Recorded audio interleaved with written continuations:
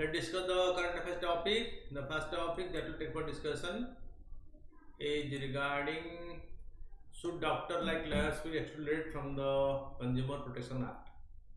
The article discusses whether doctors should be excluded from the Consumer Protection Act like the lawyers. The Supreme Court ruling, it highlights differing opinion on whether patients should use the act to address medical issue, exploring the pros and cons of including medical service under the Consumer Protection Law.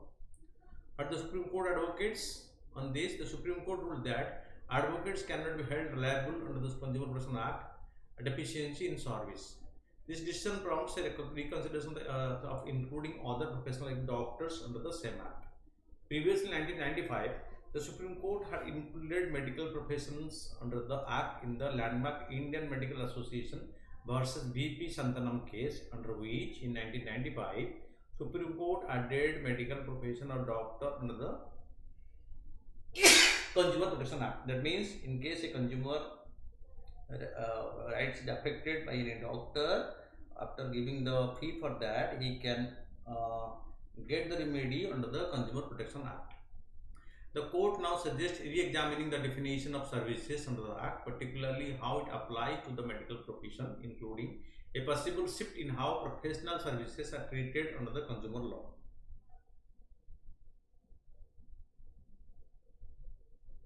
Okay, because it's not, he is not a consumer because the doctor give him a professional service, not a product. So whether that will be getting the coverage or not is again a subject of review after this judgment.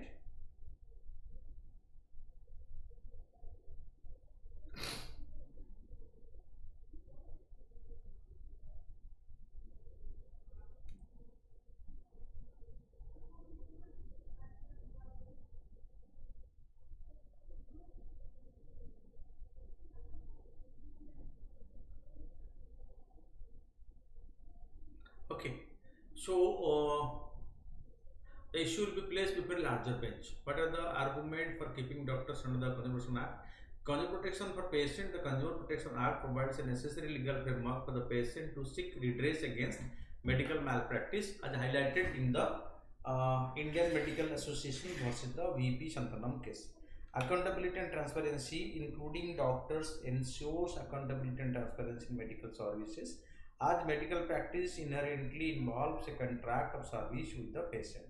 Accessible legal recourse, the Act offers an accessible and quicker route for grievances compared to the lengthy process in civil and criminal courts, because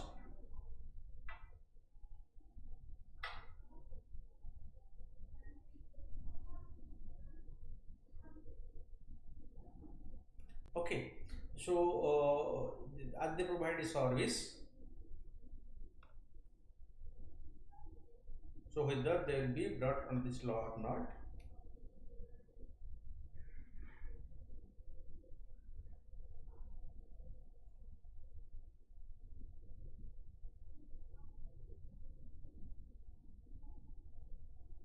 Okay.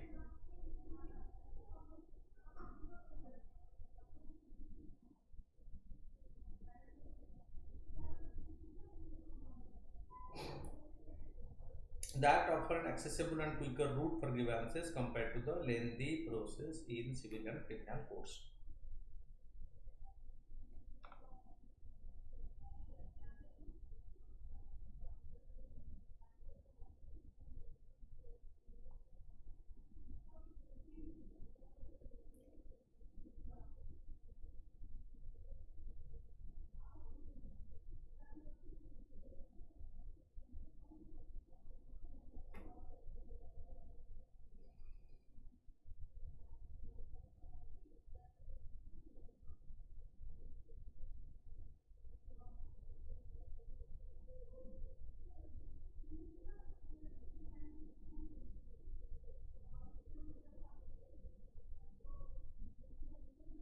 So, a lengthy legal proceeding, doctors face long and exhausting lengthy battles that can extend up to 10 years to prove their innocence. Okay, daring this spirit and resources. Frivolous litigation, some patients misuse the act to avoid paying fee or cut dissatisfaction leading to baseless lawsuit against healthcare providers. Increase medical cost to safeguard against potential lawsuits. Doctor often order numerous medical tests unnecessarily, inflating the cost of medical procedures. Okay, that's why they are brought under the Consumer Protection Act. Documentation burden, the requirement of meticulous record keeping.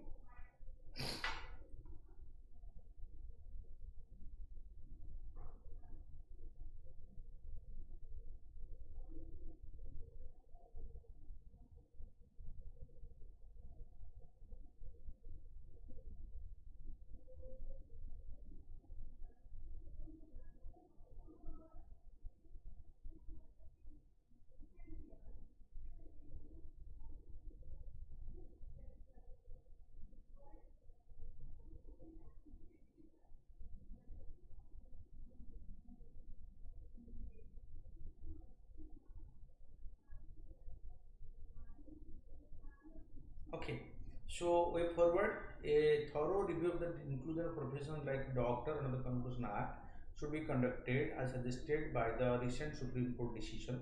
Introduce an ombudsman or independent authority, especially for handling medical complaints, which could streamline process and provide expert evaluation.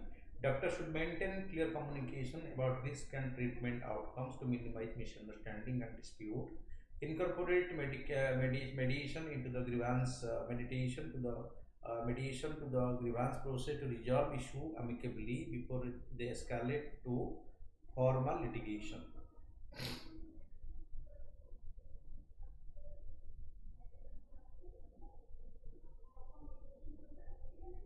Okay. Then next is the Model Code of Conduct. The article discusses India's national motto Satyameva Jayate 2000 trims and its relevance in the Election Commission of India's Model Code of Conduct during the election. The national motto Satyameva Jayate was adopted on January 26, 1950, the day India became a republic. Election Commission of India established a day earlier is responsible for facilitating democratic election in the country by ensuring fairness and preventing undue influence on voters by candidates, political parties and their supporters. Significance of the Model Code of Conduct. The MCC aims to ensure ethical conduct during elections, restraining candidate and political parties from influencing voters through dishonest means. The Model Code of Conduct prohibits parties and candidates from deepening existing societal division and appealing to caste or communal sentiment to secure vote. Such appeal are considered corrupt practices and electoral offence under Section 123 and Section 125 of the Representation of People Act 1951. What are the issue in this implementation? It could not be fair to expect people to act as a role model temporarily if they have not been doing so in their everyday lives. Political parties and leaders should demonstrate model conduct in what they say and mean consistently. Loopholes in the law make it challenging to prosecute offenders who use clever rhetoric to avoid punishment. For example, inciting hatred between social groups is punishable by up to 3 years in prison, a fine or both, but only it is linked to an election.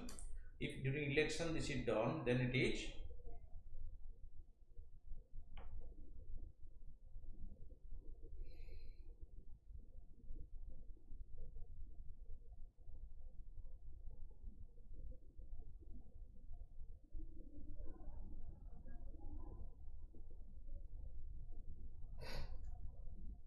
loopholes in the law make it challenging to prosecute offenders who use clever rhetorics to avoid punishment.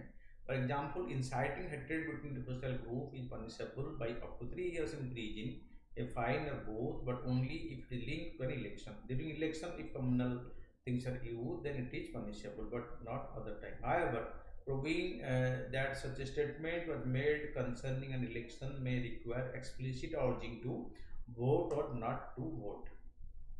What is the lesson drawn from Maharashtra Mahabharat for ensuring integrity in Indian electoral politics? There is a parallel drawn from the Mahabharat story of Yudhishthira's statement about Sama's death, where the whole truth was not spoken in the manner that the Dronacharya could comprehend. It may have served the larger purpose of securing the victory of the Pandavas, but Yudhishthira lost his moral right ground by telling partial truth. So it is important that politicians ensure that means should justify ends, not vice versa during the election. So Asustama Hatha, Nareva Gunjare Asustama Hatha was the son of uh, the Guru Dronacharya, but Asustama is also name of an elephant. But the Yudhishthira reiterated that, so it is whether it is man or that animal, but Asustama has died, that put moral pressure and stagnation in Dronacharya, for which he lost his life. And subsequently, this Pandavas win, and this that the head of this Pandavas, okay, so who is called as the manifestation of truth and justice. When Yudhishthira say this, that you are taken as guarantee, but in reality it was not. So it is a half truth, not a full truth. They need to reconsider the model code of conduct and review moral integrity, because elections should not result in people and their leadership losing their ethical ground.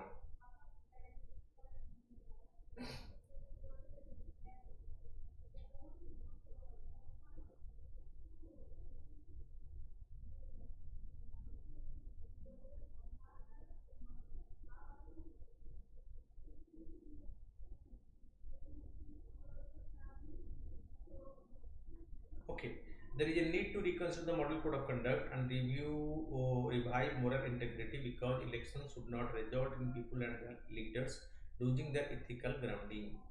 Issue with Indian housing household savings. The article discusses a decline in the amount of money Indian households save after paying their debts. It argues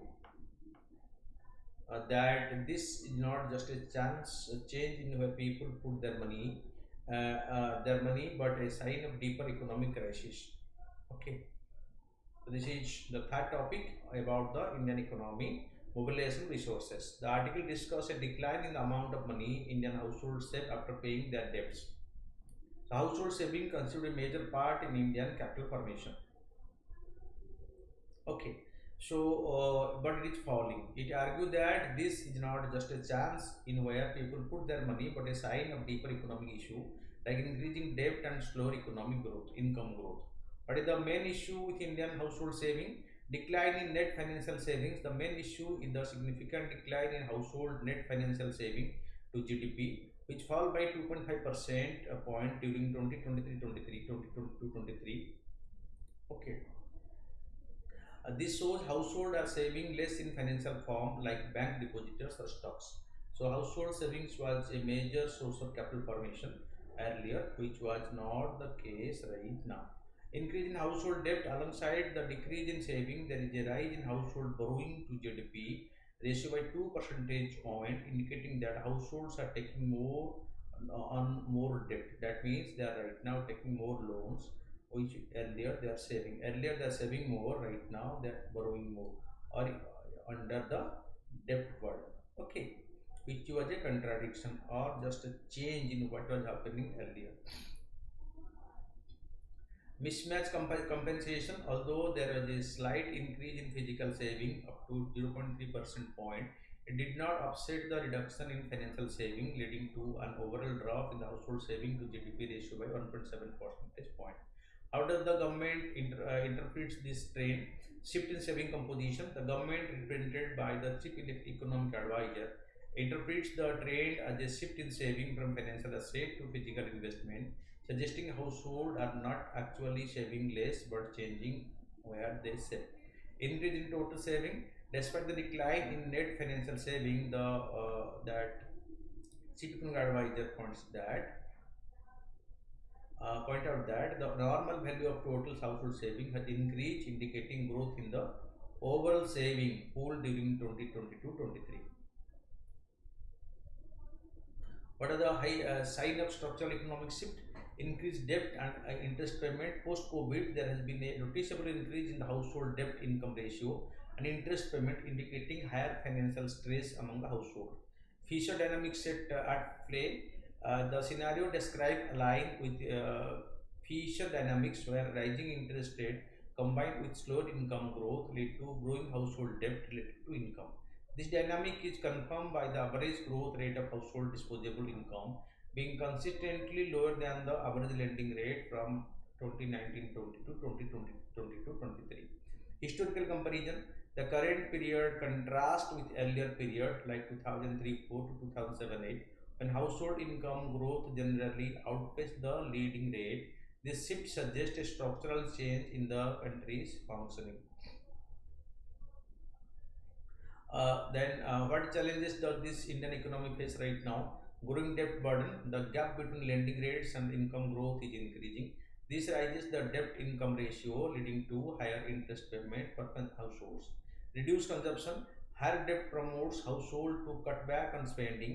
The consumption to GDP ratio dropped in 2022-23, showing this trend. Policy adjustment needs. This issue highlights the need for policies that boost household income. This could help close the gap between interest rate and income growth and stabilize the demand.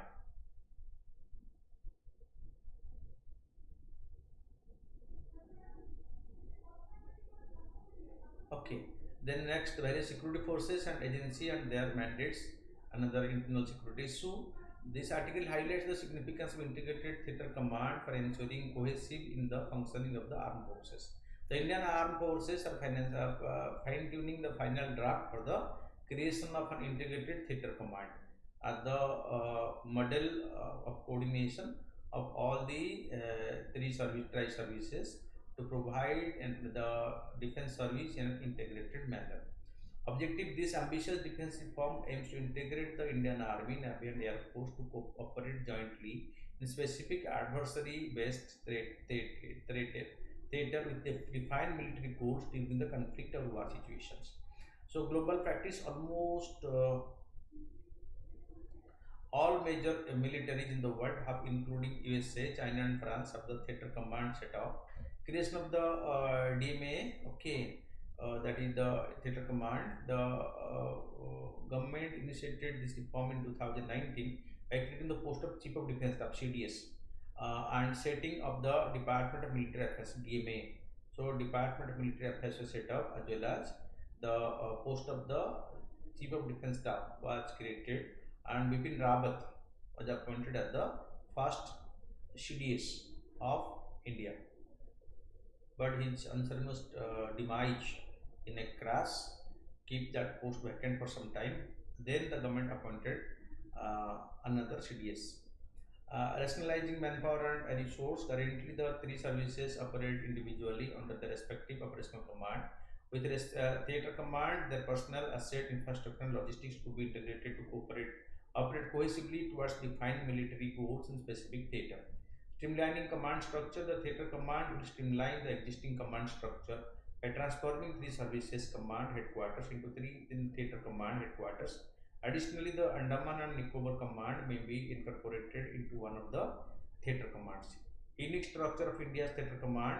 Indian theater commands could not follow any global military order and could be based on India's unique security situation. Okay.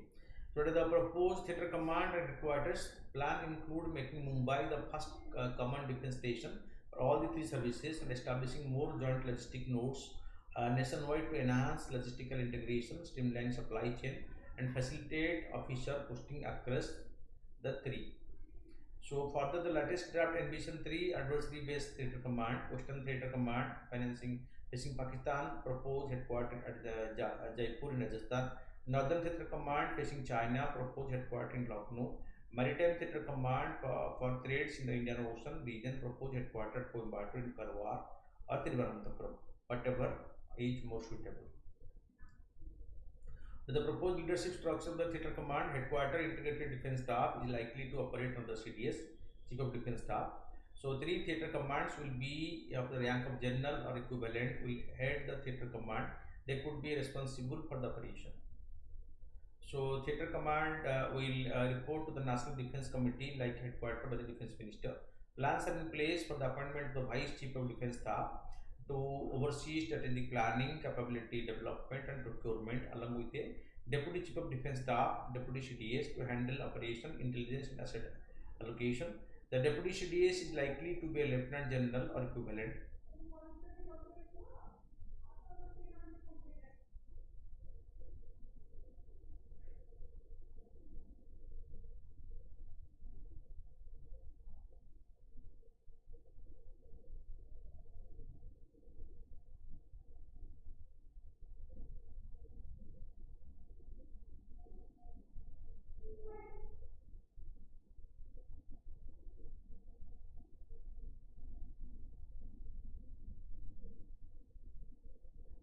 Plan in place for the appointment of high chief of staff. Service chief should be responsible for raising, training, and sustaining individual services. Strategic Forces Command will continue independently. This is the repository of the nuclear weapons in India, the SFC. Over the past 5 years, several drafts have been crafted to determine the operational mode of the Indian Theatre Command. However, the government has yet to grant final approval for a plan's implementation because the final proof the foolproof arrangement has yet not been made. So, government is considering this to go for the creating this, but the clear structure has not yet been clearly delineated. Institute of Chartered Accountants of India.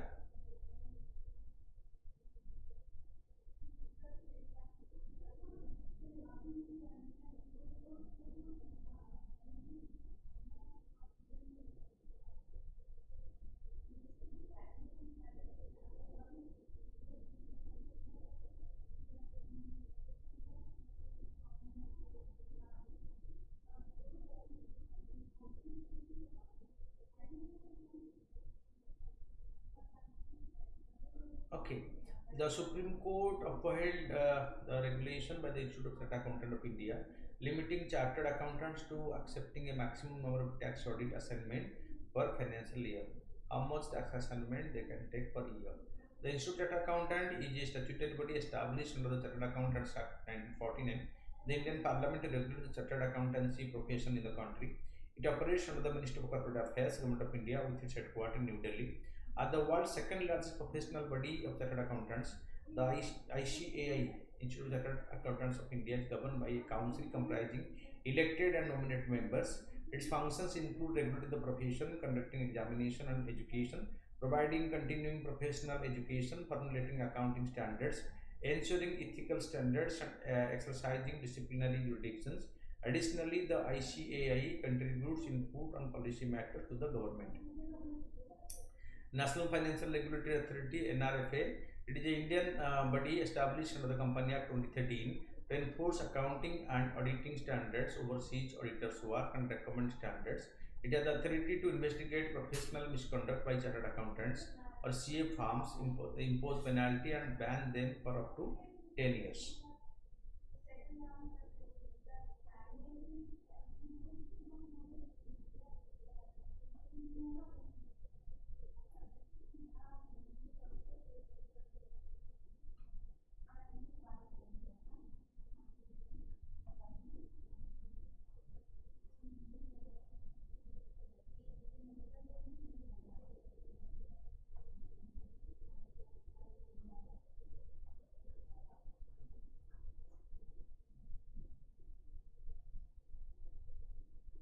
Okay.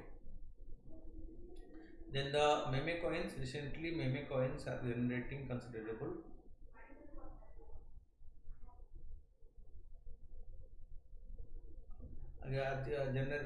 generating considerable popularity. Their inception is rooted in the burgeoning meme culture on the internet, characterized by humor and levity within the cryptocurrency realm.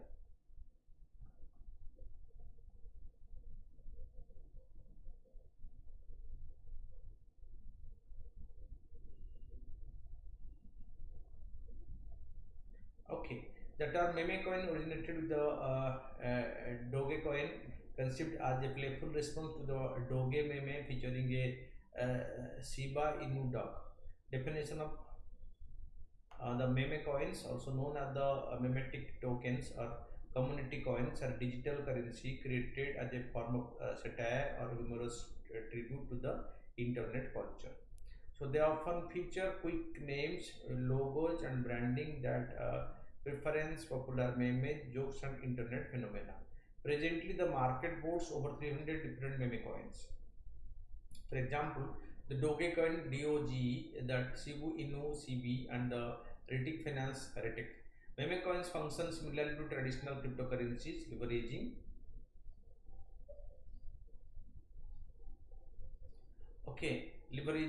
blockchain technology to operate. They are commonly established on platforms like Ethereum or the Solana, which facilitate their functionalities. Then the Form 17C, a dispute has arisen over the election commission's handling of voter turnout data, particularly related to the Form 17C. Form 17C records detailed polling data, including the number of voters cast and rejected at each booth. The Commission maintains there is no legal mandate for it to make public the total number of voters cast in each polling station. It says copies of the Form 17C are shared with the polling agent present immediately upon the closing of the polling. The Conduct of Election Rules from 1961 requires the Election Commission to maintain two forms, Form 17A and Form 17C. 17A records the details of every vote who enters a polling booth and casts their vote, and Form 17 contains the total number of vote cast.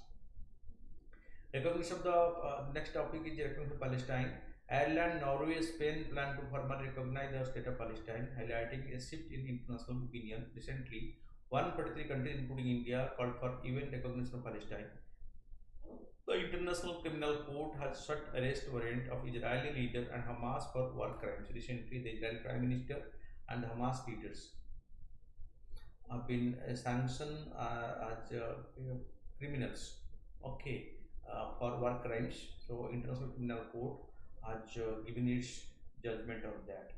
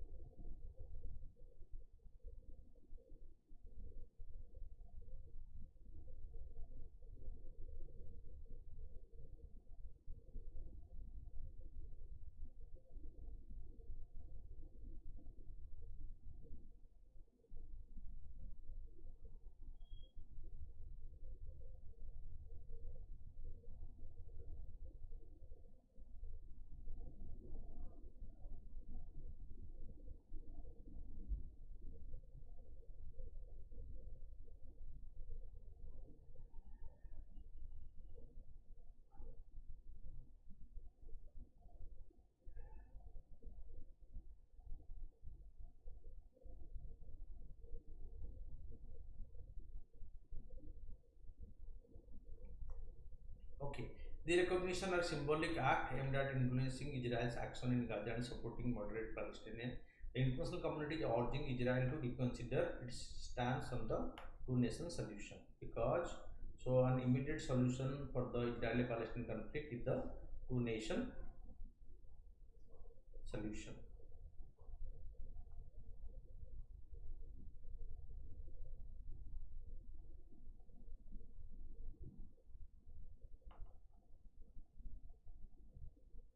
Okay. So about the Palestine officially the state of Palestine is located in the southern Levant region of West Asia. It comprises the West Bank and the Gaza Strip, bordering Israel, Jordan, and Egypt. The capital is Jerusalem, with Ramallah as the administrative center. Historically, the region has been various roots and holds religious significance for the Judaism, Christianity, and the Islam. After the Ottoman Empire's fall, the British controlled Palestine until the establishment of Israel in 1940, which led to the displacement of many Palestinians. The Oslo Accord in 1990 led to the creation of the Palestinian Authority. Currently, the West Bank is partially governed by the Palestinian Authority, while Hamas controls the Gaza Strip. Major challenges including the Israeli occupation, settlement expansion, and the status of Jerusalem and refugee. Despite these issues, Palestine has a highly educated population, an emerging economy, and significant tourism. As many as, 20, as May 2024, it is a non-member observer status of the UN since 2012. Then next is the pre-package insolvency resolution process. The pre-package insolvency resolution process has successfully facilitated the full statement of operational creditors claim for 5 companies. About the pre-package insolvency resolution process, the pre-package insolvency resolution process is a mechanism for resolving corporate insolvency that was adapted to the Insolvency and Bankruptcy Code in 2016. It's designed to be faster and more efficient than other processes and to minimize disruption to business. The PPIRP process involves preparing and negotiating a resolution plan before insolvency proceeding begins, implementing the plan immediately when insolvency proceeding starts, completing the entire process within 120 days. Then coming to the question answer writing, the concept of para diplomacy. The sub-state diplomacy has been suggested as a way to improve India's relation with its neighbors, particularly Pakistan. Discuss the potential of this approach, citing relevant example, and analyze the challenges that need to be addressed for its effective implementation. The concept of para-diplomacy or sub-state diplomacy involves subnational governments engaging in international relations to complement national diplomatic efforts. This approach can be particularly effective for both India to improve its relation with neighbors, including Pakistan, by leveraging regional strength and addressing local issues directly. Potential of the approach, economic collaboration. States like Gujarat have successfully attracted foreign investment through initiatives like the Vibrant Gujarat Summit, showcasing the potential of economic para-diplomacy. For example, Gujarat's biennial Global Investor Summit. Cultural and historical ties. West Bengal's historical and cultural ties with Bangladesh can be harnessed to enhance bilateral relations, especially in areas like water sharing and inland trade. For example, cooperation over the Ganga River. People to people connections. Kerala's extensive diaspora in Gulf countries necessitated sub-state consular office to support expatriates, facilitating stronger ties based on people to people. Based on people to people connection. For example, Kerala's economic reliance on remittance from its expatriates. Conflict resolution. Tamil Nadu's involvement in addressing fishing rights dispute with Sri Lanka highlights the potential of local government to mediate conflict more effectively due to their closer connection to affected community. For example, the Tamil Nadu's historical fishing rights issue, which is a topic of discussion. So, educational cultural exchange. Punjab and Pakistan's Punjab can engage in educational cultural exchanges to foster mutual understanding and goodwill, leveraging shared linguistic and cultural heritage. For example, cross-border educational program between the two Punjab in India and Punjab in Pakistan. Challenges: central local coordination, ensuring effective coordination between the central and the state government to prevent conflicting diplomatic signals. For example, differences in foreign policy priorities. Legal and constitutional constraints. The Indian Constitution grants the central government exclusive authority over foreign affairs, necessitating legal reforms for effective para-diplomacy. For example, Article 246 distribution of legislative powers. Resource limitation. State may lack the necessary resources and expertise to engage effectively in international diplomacy. For example, need for specialized diplomatic training and funding. Then the political difference.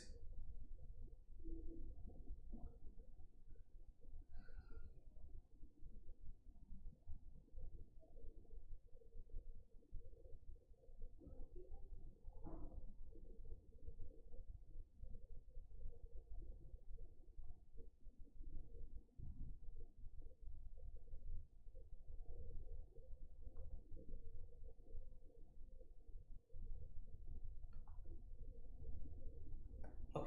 So, resource limitation. State may lack the necessary resources and expertise to engage effectively in international diplomacy. For example, need for specialized diplomatic training and funding. Political difference. Diverging political ideology between states and central government can impede coherent para-diplomatic efforts. For example, political disagreement affecting diplomatic initiative like the issue in West Bengal with Bangladesh, India, Bangladesh, and the role of West Bengal. Security concern ensuring that sub-state diplomatic engagement do not compromise national security interest. For example, sensitive border regions like Kashmir. Foreign diplomacy holds significant potential for enhancing India's international relations, leveraging regional strength and addressing local issues directly. To harness this potential, India should implement legal reforms, enhance coordination between central and the state government, and provide adequate resources and training for effective sub-state diplomacy. Means diplomacy, because foreign relation and diplomacy they in the union list, but whether it is be coming to the states is a matter of fact for discussion in the parliament, in the public also. This approach can complement national diplomatic efforts and foster stronger, more nuanced relation with neighboring country like Pakistan, because the states burdening the international community like Pakistan and China, they seems to be more close than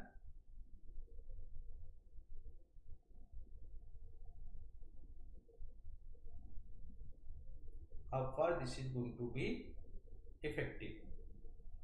So thank you for watching. Keep watching regularly.